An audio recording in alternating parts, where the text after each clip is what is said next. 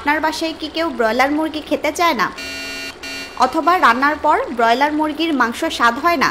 তাহলে এই রেসিপি আপনার জন্য। এভাবে ব্রয়লার মুরগি রান্না করলে সবাই চেটেপুটে খাবে, বারবার এভাবেই রান্না করতে বলবে, কথা দিচ্ছি। আসসালামু আলাইকুম। আজকে আপনাদের জন্য ব্রয়লার মুরগির মাংসের একটা রেসিপি করে দেখাবো। রেসিপির নাম চিকেন দো পেঁয়াজু। এটাই হচ্ছে ব্রয়লার মুরগি মাংস রান্নার সেরা রেসিপি।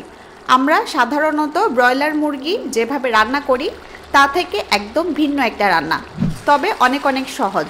নতুন পুরাতন যে কেউ একবার দেখলেই বাসায় পারফেক্টভাবে ট্রাই করতে পারবেন। রান্নার সময় প্রচুর টিপস বলে দিব, যাতে রান্নার সময় নতুনদের কোনো সমস্যা না হয়। কথা না বাড়িয়ে চলুন রান্নার প্রসেস শুরু করি। এখানে আমি 1 কেজি ব্রয়লার মুরগির মাংস নিয়েছি।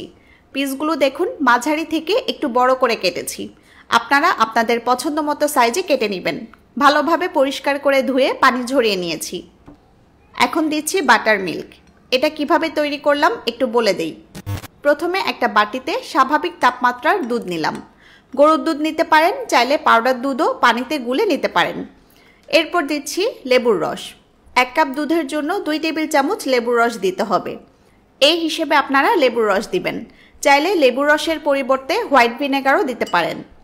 লেবুর রস দিয়ে একটু নেড়ে দিয়ে 5 থেকে 6 মিনিট রেখে দিব।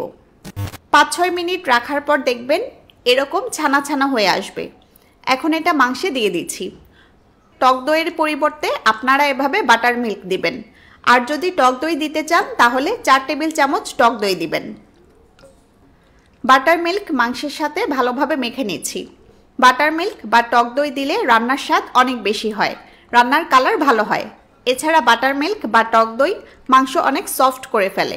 এতে রান্নার পর মাংস অনেক নরম ও জুসি হয়। আর ব্রয়লার মুরগির যে একটা আষ্টে গন্ধ সেটাও একদম দূর হয়ে যাবে। ভালোভাবে নেড়ে মিশিয়ে দিয়ে 10 মিনিট রেখে দেব। অবশ্যই কোনো কিছু দিয়ে ঢেকে রাখতে হবে। এবার রান্না শুরু করছি। মিডিয়াম আঁচে চুলা জ্বলছে। প্যানে দিচ্ছি তেল। 7-8 টেবিল চামচ তেল দিলাম। তেল গরম হলে দিচ্ছি 8-9টা এলাচ, 7-8টা লং বা লবঙ্গ, 2 টুকরা দারচিনি, আর দিচ্ছি 2টা তেজপাতা ছোট টুকরা করে কেটে দিয়ে দিচ্ছি। নেড়ে কয়েক সেকেন্ড ভাজবো।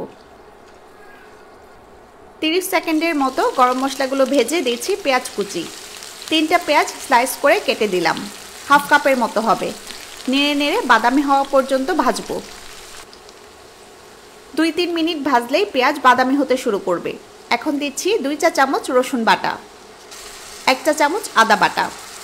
নেড়ে বাটা মশলাগুলো 30 সেকেন্ড ভাজবো। এতে আদা ও রসুনের কাঁচা গন্ধ চলে যাবে। এরপর দিচ্ছি 1 চা চামচ হলুদ গুঁড়া, 1 টেবিল চামচ মরিচ গুঁড়া, 1 টেবিল চামচ ধনিয়া গুঁড়া, 1 টেবিল চামচ জিরা গুঁড়া, আর দিচ্ছি 1 টেবিল চামচ লবণ। নেড়ে মশলাগুলো একটু ভেজে নিব। এভাবে ভাজা যাবে না, দেখতেই পাচ্ছেন শুকিয়ে আসছে, তাই সামান্য পানি দিচ্ছি। পানি দিয়ে নেড়ে এখন দিচ্ছি টমেটো কুচি। একদম কুচি কুচি করে কেটে দিলাম। আপনারা চাইলে টমেটো ব্লেন্ড বা পেস্ট দিতে পারেন। নেড়ে মিশিয়ে দিচ্ছি। রান্না হতে হতে টমেটো কুচি গলে যাবে। এতে ঝোল অনেক গাঢ় হবে, রান্নাটা স্বাদ অনেক বাড়বে। নেড়ে ঢেকে দিচ্ছি। রান্নাটা মিডিয়াম আঁচে করছি। 1-1.5 মিনিট ঢাকনা দিয়ে রেখে এখন নেড়ে দিচ্ছি। এবার 10 মিনিট ম্যারিনেট করা মাংস দিয়ে দিচ্ছি।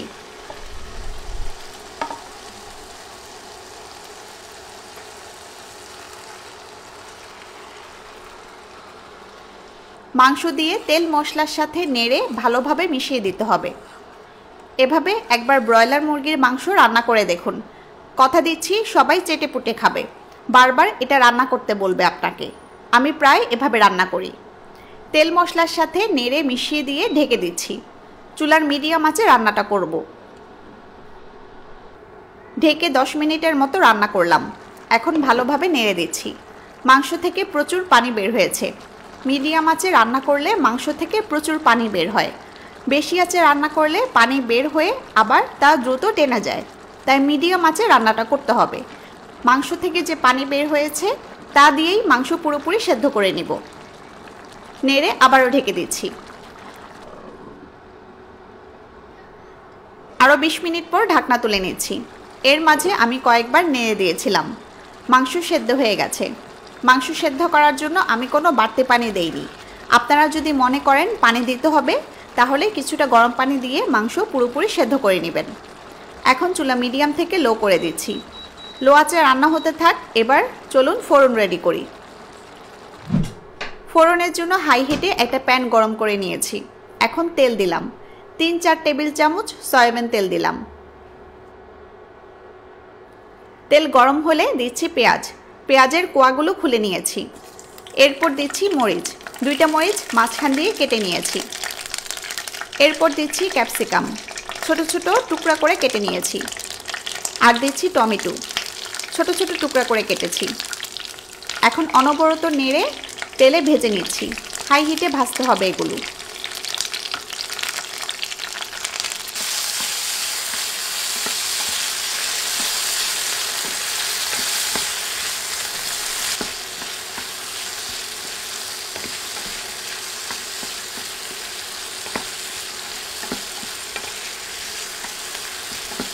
মিনিট খানেক ভাজার পর রান্না হতে থাকা মাংসের মধ্যে দিয়ে দিচ্ছি। এখন নেড়ে মিশিয়ে দিচ্ছি।